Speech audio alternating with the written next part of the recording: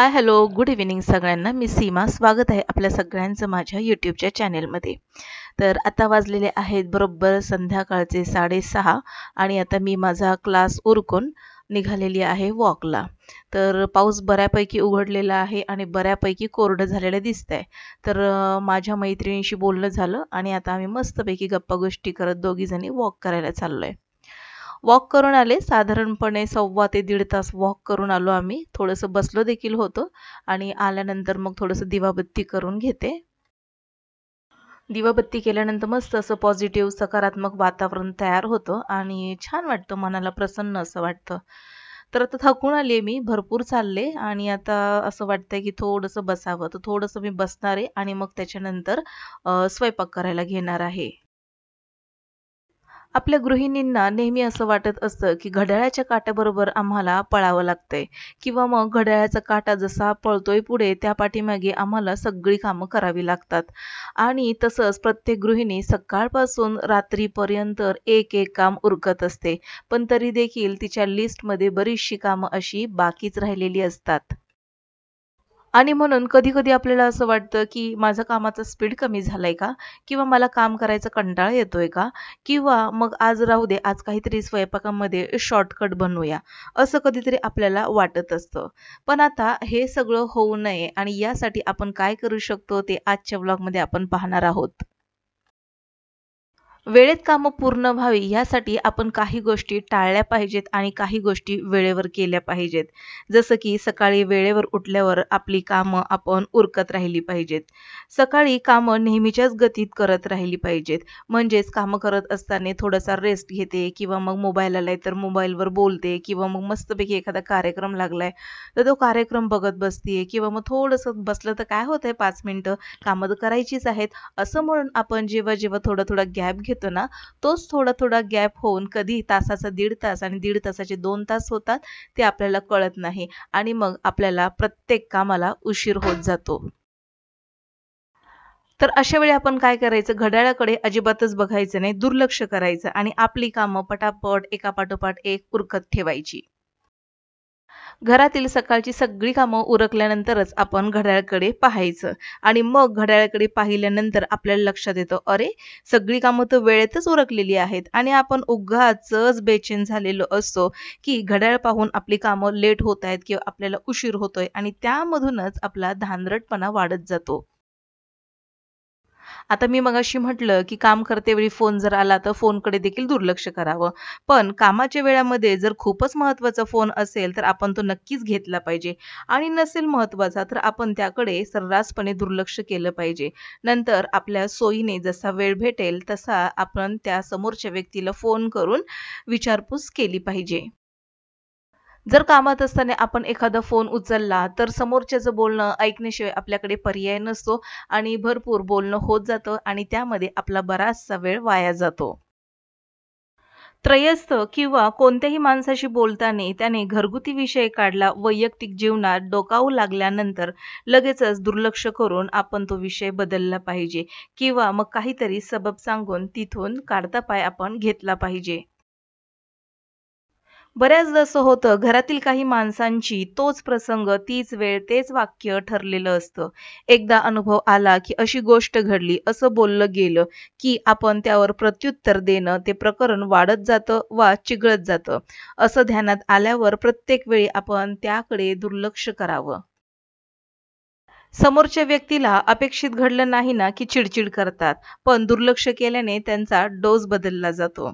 माणसाने दैनंदिन जीवनातील किंवा व्यवहारातील काही स्वतःला त्रास होऊ शकणाऱ्या, आपल्याला विचलित करणाऱ्या आणि ज्या गोष्टींचा वाद, चर्चा किंवा समजावूनही सुधारणाऱ्या नसतात, त्या गोष्टी आपण दुर्लक्षित केल्याने सुटतात.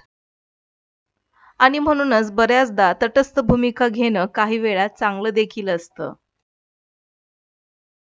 आणि अशा बऱ्याचशा गोष्टी आहेत ज्या आपल्या दैनंदिन जीवनावरती परिणाम करत असतात. दैनंदिन जीवन जगत असताना आपल्या मार्गात अडथळा बनून येणारी लोकं, मोडता घालून कामावर लक्ष विचलित करणारी लोकं, चुकीचा सल्ला देणारी लोकं, घरातील व्यक्तीबद्दल कानात कागळी करणारी लोकं, नकारात्मक भाष्य करणारी लोकं यांच्या बोलण्याकडे आपण दुर्लक्ष केलं पाहिजे.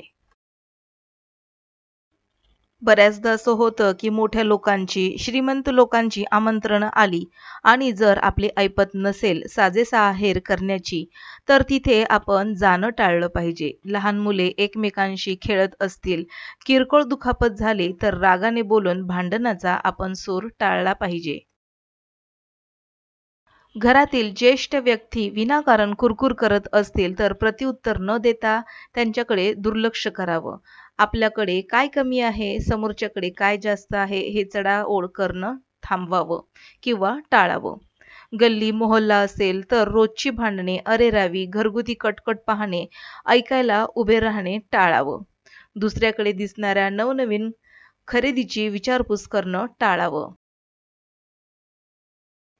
घरातील मतभेद, समस्या, अडचणी, कर्ज, सावकारी, नातेवाईक, व्यवहार, शेजारी यांना सांगणं टाळावं व विचारल्यास दुर्लक्ष करावं. जीवनात अशा अनेक गोष्टी असतात आणि प्रसंग येतात, ते टाळलं, दुर्लक्ष केलं तर आपल्यासाठी ते हितावह आहे. सांसारिक माणसासाठी तरी हे योग्य ठरते, जीवन सफल होण्यासाठी. नाहीतर मग महाभारत ठरलेलंच आहे. तर याच अशा काही छोट्या-मोठ्या गोष्टी आहेत ज्या आपल्या दैनंदिन जीवनामध्ये घडत असतात आणि याकडे आपण सर्रासपणे दुर्लक्ष केलं पाहिजे. आता आपण अशा गोष्टी पाहणार आहोत ज्याच्याकडे आपण दुर्लक्ष केलं नाही पाहिजे. जसं की आपल्याशी गोड बोलून सलगी करू पाहणाऱ्या व्यक्तींकडे, कारण नसताना आपल्या घरात डोकावू पाहणाऱ्या महिलांकडे, शाळेतून उशिरा घरी येणारी मुले, कामावरून उशिरा सुट्टीच्या दिवशी कामाला जाणारा नवरा अथवा मुलगा मुलगी, या गोष्टींकडे देखील आपण दुर्लक्ष केलं नाही पाहिजे. आपल्या परिसरात नव्याने येणारे विक्रेते आणि कमी भाव सांगून विकायला येणारी जी माणसं असतात त्याकडे देखील आपण दुर्लक्ष केलं नाही पाहिजे. शारीरिक अस्वास्थ्य, निद्रानाश, हाडांची दुखणे, तर याकडे तर दुर्लक्ष अजिबातच केलं नाही पाहिजे. जरा देखील आपल्याला असं वाटतंय की माझं काहीतरी दुखतंय, तर अशा वेळेस आपण लगेचच डॉक्टरांशी संपर्क साधला पाहिजे. अचानकपणे पगारात होणारी वाढ, घरात येणाऱ्या मोठ्या किमतीच्या वस्तू, कामावर मिळणारी महागाची भेटवस्तू, रात्रीच्या मेजवानी, तर ह्या सगळ्या अशा गोष्टी आहेत ज्या आपल्याला थोडंसं आकर्षित करणाऱ्या आहेत. पण या थोड्याशा आपल्याला या गोष्टींकडे लक्ष देखील दिलं पाहिजे, कारण की याच गोष्टीमधून खूप मोठं कांड होण्याची देखील शक्यता असू शकते. वरचेवर केली जाणारी भटकंती, वागण्या बोलण्यात आलेला बदल, राहणीमान उंचावणे, तर या गोष्टीकडे देखील आपण बारकाईने लक्ष दिलं पाहिजे. आणि ह्या ज्या सगळ्या गोष्टी आहेत, घरातील कर्त्या व्यक्तीने खूप बारकाईने या गोष्टींकडे लक्ष दिलं पाहिजे. कायम जागृत राहिलं पाहिजे आणि हे सगळं करत असताना स्वतःची देखील काळजी घेतली पाहिजे. तर याच अशा काही साधारण गोष्टी वाटतात, की ज्या आपल्याला असं वाटतं, की ह्या केल्या नाही तर काय होईल? पण आपण बघत असतो न्यूज चॅनल, सोशल मीडिया यावरती खूप साऱ्या अशा घटना घडतात, ज्या आपण बघतो, ऐकतो आणि वाचत असतो. तर ह्या घटना कशामुळे घडतात? तर या साधारण वाटणाऱ्या घटनांकडे आपण दुर्लक्ष करत असतो आणि म्हणून या घटना घडत असतात. आणि म्हणून घरातील व्यक्ती एक नागरिक, सजग नागरिक म्हणून आपण जागृत राहणं गरजेचं आहे. तर आजच्या व्लॉगमध्ये मी खूप साऱ्या गोष्टी अशा तुमच्याशी शेअर केल्या, ज्या आपल्या दैनंदिन जीवनावरती परिणाम करत असतात. तर आजचा व्लॉग आवडल्यास नक्कीच लाईक करा, शेअर करा आणि हो, सबस्क्रिप्शन पूर्णपणे फ्री आहे. सबस्क्राईब करून बेल आयकॉन प्रेस करा. भेटू पुन्हा. तोपर्यंत बाय बाय.